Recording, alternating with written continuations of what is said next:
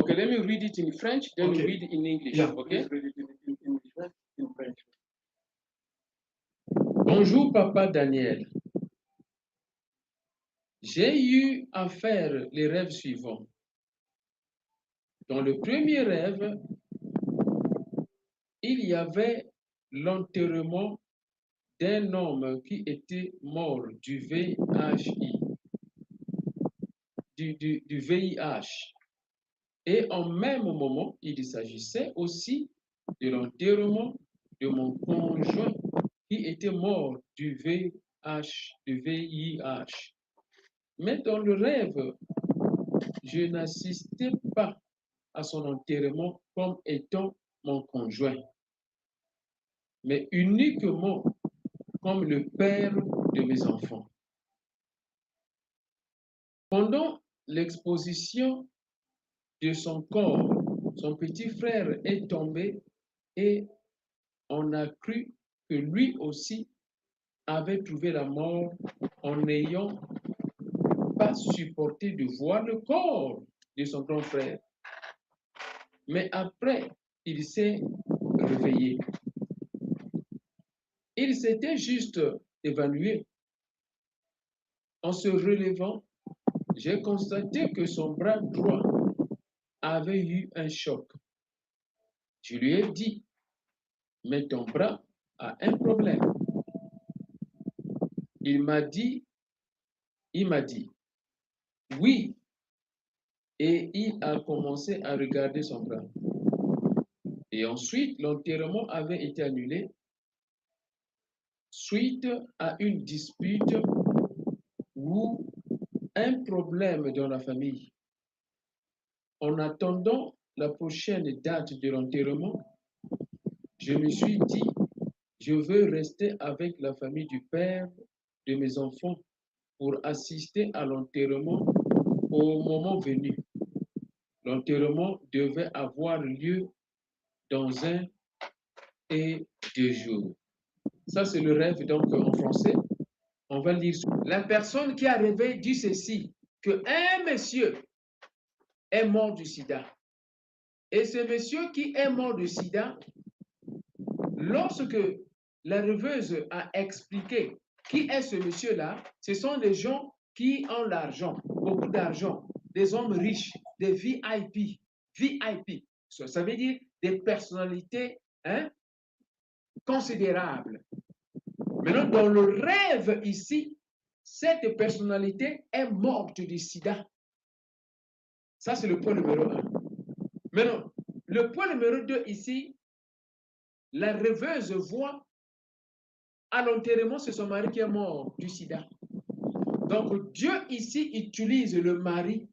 Non. Dieu ici utilise la personnalité, la plus haute personnalité, pour décrire le type de mort. Parce que lorsque un homme est riche, surtout en Afrique, en Amérique, partout dans le monde, ces gens-là qui ont une mauvaise mentalité, ce qu'ils font, c'est coucher à gauche, à droite, avec les sœurs de Trouy, avec les femmes de Trouy. Donc, la mort du sida veut dire quoi ici? Suivez bien. La mort du sida ici veut dire la mort spirituelle de la personne. Si tu rêves, en général, ici, la personne est morte du sida alors que la personne est en train de vivre, mais la personne est morte du sida, ça veut dire son âme est morte, son corps est corrompu, son esprit est corrompu. C'est ça ce que ça veut dire. Pourquoi? Parce que la personne qui est morte du sida a des organes qui sont déjà gaspillés. Parce que quand le sida t'attrape, la majorité des organes ne fonctionnent plus. Tout est malade.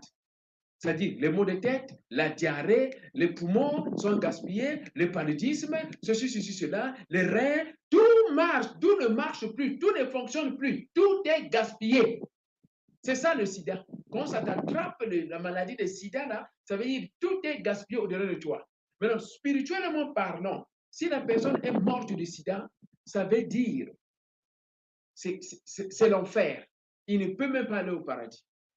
Si la personne est malade du sida, ça veut dire son âme est déjà morte. Je veux que cette personne puisse être ressuscitée. Je veux que cette personne puisse être sauvée parce qu'il est malade du sida. Mais si la personne est morte du sida, c'est l'enfer parce que son âme est gaspillée, son corps est gaspillé. Apôtre Paul il dit ceci, que notre corps doit être irréprochable, l'âme, l'esprit et le corps. Et apôtre Paul il dit ceci, lorsque on commet l'immoralité sexuelle, on est détruit, pas seulement dans l'esprit, mais aussi dans l'âme et dans le corps. Voilà. Donc ici, la personnalité qui est morte explique seulement le type de mort du mari de la rêveuse, parce que le mari de la rêveuse n'est pas mort, n'est pas mort. Et le mari de la rêveuse n'est pas mort. Donc, ça veut dire ici, c'est la mort spirituelle, la mort de l'âme. La mort de l'âme. Ce n'est pas le sida, mais la personne ici est morte. Ça veut dire sa vie spirituelle n'est pas propre. C'est ça ce que ça veut dire. La vie spirituelle du mari de la rêveuse n'est pas propre. C'est loin d'être chrétien, c'est loin de la spiritualité, c'est loin d'être chrétien. C'est ça ce que ça veut dire. Mais je regarde bien ici. Le beau-frère de la rêveuse a eu le choc. Ça veut dire c'est l'esprit de la famille. Il y a un esprit familier qui amène le mari à ne pas suivre la voie du Seigneur. Voilà pourquoi son âme est morte. C'est ça qui fait que le beau-frère meurt aussi. Mais ici, le beau-frère n'est pas mort. Le beau-frère ici est ressuscité. Par quoi? Par la prière de la rêveuse. Qui veut dire, il y a la possibilité que le mari qui est mort, qui a un état d'âme mort, soit ressuscité. Pourquoi? Parce que l'enterrement a été reporté. On n'a pas enterré le mari, on a reporté. Il y a eu un conflit. Ce conflit est arrivé, pourquoi? Parce que la rêveuse a sauvé le petit frère. C'est un esprit de famille, un esprit familier. Ici, donc, le rêveur a sauvé le petit frère. Il y a eu donc confusion dans le camp de la famille du mari. Voilà, ils ont reporté l'enterrement. Ça, c'est donc ce qu'on appelle la nouvelle chance. Il y a donc possibilité de voir le mari qui est mort spirituellement pendant qu'il est en train de vivre, soit ressuscité.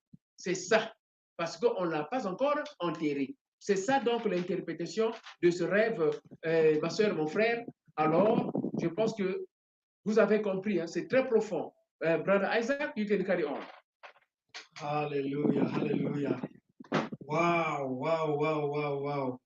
You know, hallelujah. Should I read it in French, then you carry on? Please. Okay. Because the French, you make you understand deeper. Dans le second rêve, mon conjoint avait comme été attaqué par un animal maléfique. Il était allongé par terre et moi j'étais à ses côtés. Pour qu'il soit sauvé, il fallait que je puisse lui donner quelque chose de moi. Je crois que je lui avais donné mon sang pour qu'il puisse avoir la force de se relever. Ensuite, quand j'ai aperçu l'animal en question de loin, j'ai laissé mon conjoint se relever et moi, j'ai vite couru vers la maison où je crois qu'il habitait. Au fond de moi, je disais, j'espère que ceux qui sont sortis ont laissé les clés de la maison. Sinon, comment on va faire pour rentrer dans la maison? Quand je suis arrivé près de la porte, j'ai trouvé les clés à côté. J'ai ouvert la porte de la maison et je disais à mon conjoint, dépêche-toi. Viens vite rentrer, l'animal s'approche. Quand il est rentré, j'ai commencé à fermer la porte, mais je n'arrivais pas parce que j'avais inversé la clé et je disais à mon conjoint, je n'arrive pas à fermer, viens m'aider. L'animal arrive. Ensuite, quand l'animal s'est rapproché de la porte, j'ai mis les clés dans la bonne position et j'ai réussi à fermer la porte. Ensuite, je disais à mon conjoint, l'animal est juste devant la porte. Est-ce que tu connais un autre chemin qu'on peut emprunter en passant par la fenêtre pour nous enfuir? Et ensuite, j'ai commencé à regarder par la fenêtre s'il y avait un chemin qu'on pouvait emprunter. La maison se trouvait au milieu d'une forêt et je me suis réveillé. Dans le rêve, il n'était pas mon conjoint. Dans le rêve, il... In French and Let me fully- summarize what you Yes. said in French. Amen. Alléluia, alléluia. Ma soeur, mon frère, ici l'homme de Dieu, le pasteur Isaac, vient d'expliquer ce rêve. Là où on dit, dans le second rêve, mon conjoint avait comme été attaqué par un animal maléfique. Il était allongé par terre et moi, j'étais à ses côtés. Pour qu'il soit sauvé, il fallait que je puisse lui donner quelque chose de moi. Et je crois que je lui avais donné mon sang. Ici, l'homme de Dieu a interprété ce rêve clairement en disant que ce rêve veut seulement dire que la rêveuse était en train d'aider un conjoint ou un partenaire, mais qui n'est pas son partenaire. Donc, en réalité, on a vu des gens qui sont là, qui se sacrifient, ils travaillent, ils trouvent l'argent, ils nourrissent le mari, ils aident le mari, elle fait tout ce qu'elle peut faire pour sauver son mari, pour aider son mari, mais rien ne marche. En conclusion, tout effort que la personne fait, que la femme fait ou que la sœur fait, c'est en vain. Parce qu'à la fin, elle se rend compte qu'elle était en train d'aider un faux partenaire. Elle était en train d'aider un faux conjoint. C'est ça ce que ça veut dire. Alors, l'homme de Dieu aide encore, ajoute encore en disant que des mauvais esprits ou un mauvais esprit vient pour tourmenter la rêveuse, mais à travers le conjoint. Donc, l'esprit là, l'animal, est rentré dans le conjoint, juste pour tourmenter la vie de la rêveuse.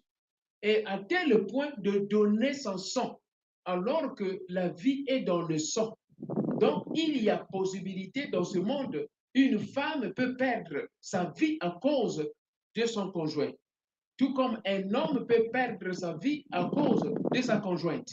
Ici, le sang est donné pour sauver la vie d'un conjoint. Ça veut dire le sang est donné. Ça veut dire la sœur est prête à donner sa vie pour sauver le mariage. Alors, c'est dangereux lorsque, à la fin, la sœur se rend compte que tous les sacrifices qu'elle était en train de faire, c'était en vain parce que ce n'était pas son conjoint. C'est ça ce qui est dangereux ici. Donc, le sacrifice, les efforts, courir, l'intelligence, tout ça, le sang, tout, à la fin, ce n'était pas son conjoint. C'est ça ce qui est grave. C'est ça ce qui est grave ici. Donc, l'homme de Dieu a expliqué ce rêve très simplement possible. On comprend bien que il y a un mauvais esprit animal qui dérange la vie de la sœur qui est arrivée, mais à travers le conjoint. Mais à la fin, elle se rend compte que tous ces sacrifices-là, finalement, c'était en vain parce que ce n'était pas son conjoint. Voilà. Donc, c'est ça ce que ça veut dire. Que l'Éternel Dieu Tout-Puissant nous aide. Que l'Éternel Dieu Tout-Puissant aide ici la rêveuse à comprendre comment aider sans pourtant se détruire. C'est ça. Ça, c'est la leçon de nous tous. Comment aider sans pourtant se détruire? C'est très important. Comment aider sans pourtant perdre sa vie, sans pourtant perdre le sang? Parce que la vie est dans le sang. C'est ce que la Bible nous dit. Comment aider sans pourtant se détruire? Voilà, c'est ça. Ça, c'est la question que la rêveuse doit se poser. Comment aider sans pourtant se détruire? Nous avons fini donc l'interprétation. OK, man of God, you can close the service. Hallelujah.